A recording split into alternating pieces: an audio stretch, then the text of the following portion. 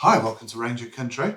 I'm Peter. And I'm Lawrence. And we're here today with the launch of the brand new Brocock Ghost. Now you'll notice on here, although it says Brocock on the rifle, it also has BRK in larger letters.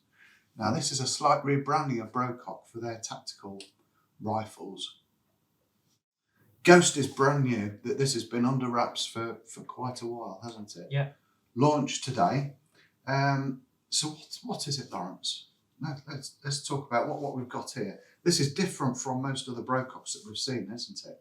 And it's sort of going down the lines of the tactical Delta Wolf. Yeah, so it's a monocoque chassis, so it's all in one piece, similar to the Daystate Delta Wolf, except these are all mechanical, whereas obviously the Daystates are electronic.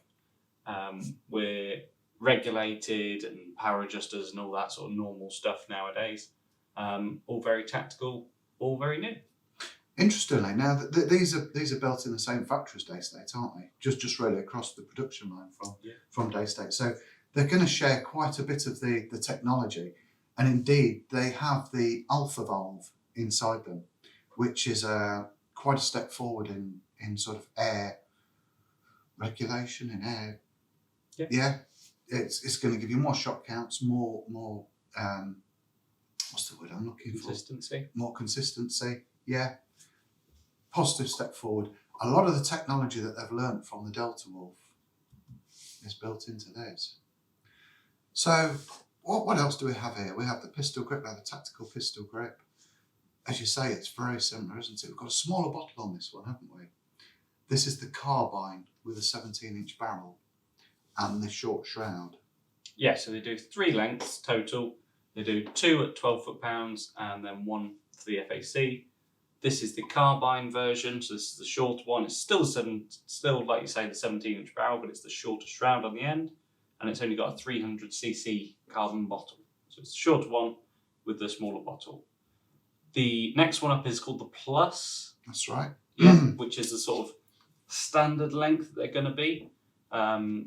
It's going to look very similar to, dare I say it, the Delta Wolf. So it's going to be a very similar length to the Delta Wolf with the 480cc bottle and the longer shroud. Still a 17-inch barrel on that one. Yeah, both the same barrels. You'll then have the FAC model, which will be a bit longer still, with a 23-inch barrel. I believe the carbon bottle is still 480 on that as well, isn't it? Yeah. So that'll be for your high power models, your exports and that sort of thing. So what can the user do with this new rifle? We have a power adjustment wheel on the back here, which is extremely smooth. Have you had a play with that? Yeah. I think there's 20 power settings on here, which 18 max.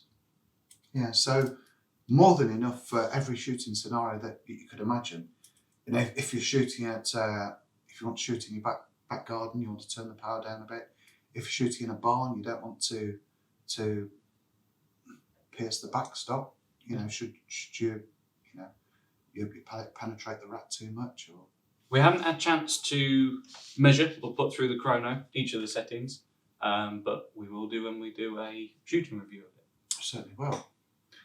So, who's it aimed at?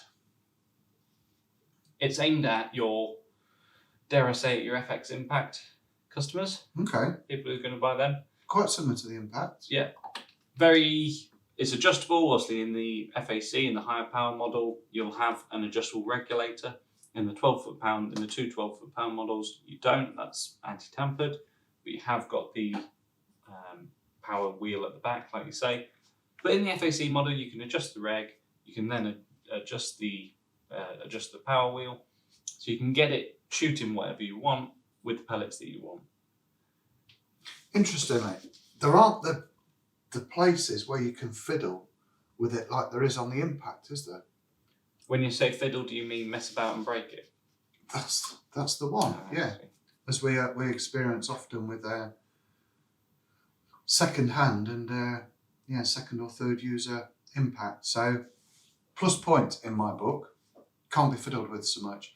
You can adjust your power, but your fiddling is in the sub 12. It's a no-no really. Yeah. Barrel conversions. Yeah. Now you've got a single screw there, haven't you? Same as the Delta and the Yeah. Alpha. Single screw there retaining the barrel.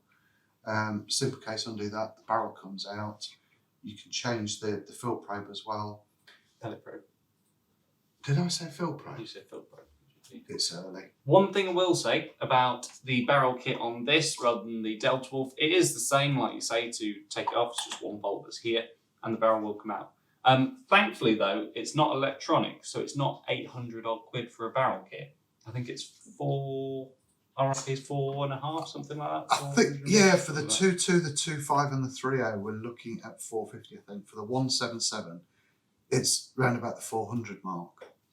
So that. If you want a replacement barrel, it's perfectly reasonable. yeah, you could have 1.77 and 2.2. Yeah. Or 2.2 and 2.5, you know, if you're going for FAC or... yeah, easy to change, easy to adjust your power. Now, we've kitted this out with a King Cobra on the top there. We've got the adjustable Picatinny mount, haven't we, on here? Yeah, Slides up and down. slides forwards and backwards, yeah, like you say. We did try this briefly on the range last night, but we were under floodlights. So we did sort of lose the light, and it was quite breezy. So we didn't really get a chance to put it through its paces properly, unfortunately. Hopefully, this weekend at the range, that's exactly what we're going to be doing. This will become our demo model, Suma 2.2, and we're going to exhaustively test it. Yeah. So, what else do we have here? We've got interesting, a cross bolt safety here instead of the more AR style on the Delta. I suppose with the Delta, it's a switch, isn't it? It's it's blocking the electronic circuitry, the safety catch on there, whereas this one is actually blocking the trigger travel.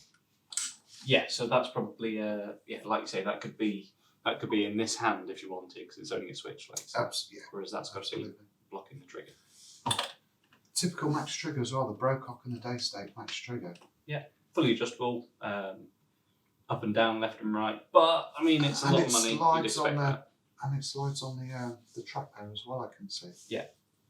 Nice little touch. So you can, depending on what size your hand is, you can alter your trigger position. Mm-hmm. Rails. Now we've got the Picatinnies on the side, haven't we? We've got a little rail underneath. I don't know whether that little rail underneath is big enough for a bipod. I think we struggled with that yesterday. Okay. I know Kieran was... yeah, you'd have to get a very, very short adapter for a bipod. He was trying to put a bipod on it, and he said, "You're going to be hitting the bottle. It's going to be a struggle." But those guys at PRS are going to be bringing out all the PRS little bits for it. Yeah. So I've just had a look. The bolts underneath the Delta Wolf are in slightly different position, and it looks like a slightly different shape to the plate underneath here. So I would say from that then that the PRS rail for the Delta Wolf that's already out won't fit onto the Brocock, which is a bit of a shame. But I think they're planning on there. Well, I think it's available now, isn't it? The adjustable buttock. Noticeably, in the hard case, there is a cutout for exactly that shape. Yeah. So quite nice. Well, Gavin at PRS, he'll be working his socks off. He will. They knock out some good kit there, don't they? Yeah. That's really smart. Magazines, interestingly, they share the same platform with the Delta Wolf, don't they? Yeah. Now you can twin them. You can lock the magazines together. They have the two magnets on them. But you do need a cheek piece riser, because I don't know whether you can see that, whether top-down camera can see that the cheek piece here actually blocks the top of that aperture from the left-hand side. So if you're a lefty, it's fine. You can turn the cheek piece around and have the magazine coming in from the left-hand side. But if you wanted the twin magazines, you would have to lift that up to clear the aperture there. So that's just one point. Yeah. 2 gauges. So we've got a contents gauge there, haven't we? A lot of content. Which one's it? So the one that's labelled Humour on the left-hand side of the rifle, That's obviously your reg pressure, is it? Yep. Yeah, and then on the other side, you've got a nice colour-coded gauge, yellow, then green, then red. Obviously, when you're in the green, you're good. So you can see at a glance, and it's on the side as well, it's not on the end. Yeah. Little dust cover on the fill port. Now, I've just noticed there's a little arrow on the rail there. Have you seen that? Yeah. Has it got one on the Delta? Yeah, Deltas. Now, that must mean that it's a MOA rail. So it only wants to go on one way. Yeah. It's because it's angled slightly, isn't it? Yeah. So what else can we say about it? We've got a little rail on the back there as well. For a little back railing. Yeah. Again, same as on the Delta. Yeah. A lot of similarities. Internally, they'll be slightly different as well. But Deltas have been out now for a couple of years. They've ironed out the kinks that were there. Let's face it. They've ironed out the kinks. So let's hope she's a good one. I'm sure it will be with Brocock. What were the? I mean, we had a few little leaks on the Delta to start with, didn't we? I think they were mostly, actually thinking about it, they were mostly electronic issues. Yeah. So they're all sorted. A couple leaks, like you say, but yeah, they seem to be sorted.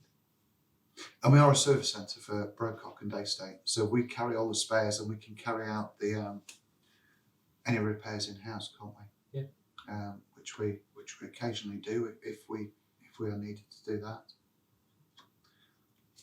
So what's the verdict? I like it. It's a lot cheaper than the Delta Wolf, isn't Yes. it? And the Alpha Wolf. I didn't want to say that, but yes, it is. I think that's a big point. Yeah. It's cheaper than the Impact as well.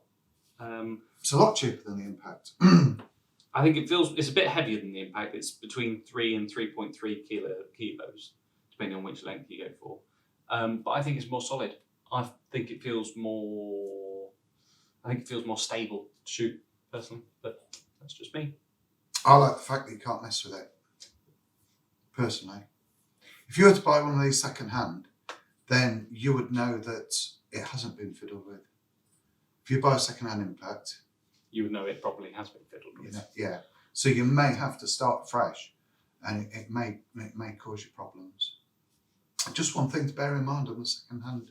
Yeah. Having the shop, we encounter things like this all the time, and you learn from it. Maybe we're a little biased towards what we want to see out of the rifles, what we don't want to see out of them. Maybe we are. But We're not so much good point. We're not so much an end user, are we? Although we do shoot ourselves. So probably some end users want a little bit different to what we think is the ideal. Yeah. From a rifle. Yeah. But overall, we like it. I think it's a winner. I really do. Yeah. Yeah, for sure.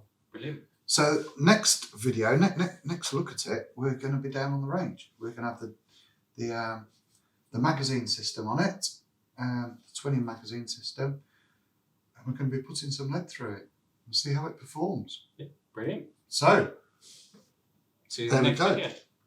Thank you very much.